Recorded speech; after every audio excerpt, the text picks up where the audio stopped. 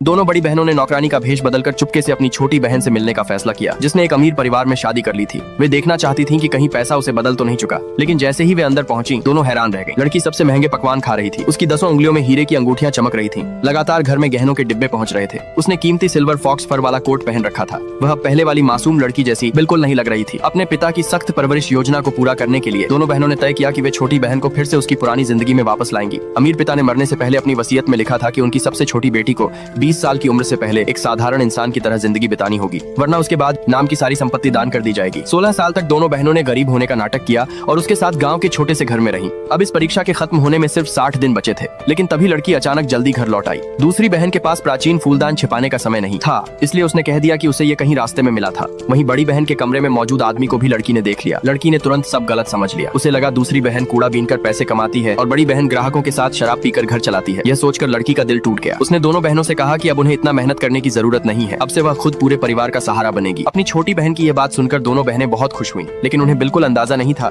कि जल्द ही उनकी सारी उम्मीदें टूटने वाली हैं। पैसे कमाने के लिए लड़की एक नाइट क्लब में वेट्रेस का काम करने लगी, लेकिन वहाँ उसने देखा कि कोई एक अमीर सीईओ की ड्रिंक में नशीली दवा मिलाने की कोशिश कर रहा है। लड़की तुरंत उसे रोकने पहुंच गई। इसी तरह उसकी मुलाकात उस सीईओ से हुई। उधर सीईओ पर उसका परिवार शादी करने का दबाव बना रहा था। उसने सीधे एक एग्रीमेंट निकाला और लड़की को नकली शादी के बदले $3 मिलियन देने की पेशकश की। उसने कहा इससे उसकी बहनों की जिंदगी आसान हो जाएगी। लड़की ने दांत भींचकर यह प्रस्ताव मान लिया। जैसे ही दोनों बहनों को इस बात का पता चला, वे घबरा गई। परीक्षा खत्म होने में सिर्फ 2 महीने बाकी थे। आखिरी समय में कोई गलती नहीं हो सकती थी, लेकिन वे कुछ कर पाती। उससे पहले ही सीईओ एग्रीमेंट लेकर उनके दरवाजे पर पहुंच गया। दोनों बहनों ने तुरंत लड़की को उसके कमरे में बंद कर दिया और शादी से साफ इनकार कर दिया, लेकिन सीईओ ने उनकी एक नहीं सुनी। उसने दरवाजा खोल दिया और लड़की को बाहर ले आया। लड़की ने उसका हाथ पकड़ा और उसके साथ भाग गई। इसी बीच सीईओ की मां ने उसके लिए ब्लाइंड डेट भी तय कर दी थी और जिन लड़कियों से उसे मिलना था वे कोई और नहीं बल्कि लड़की की दोनों बड़ी बहनें थी। अगले दिन सीईओ लड़की को अपने घर ले आया ताकि दोनों अपनी नकली शादी का नाटक जारी रख सकें। लेकिन तभी घर के बाहर एक लग्जरी कार आकर रुकी। कार का दरवाजा धीरे धीरे खुला और बड़ी बहन व दूसरी बहन अपनी असली पहचान में बाहर उतरी। जैसे ही चारों की नजरें एक दूसरे से टकराईं,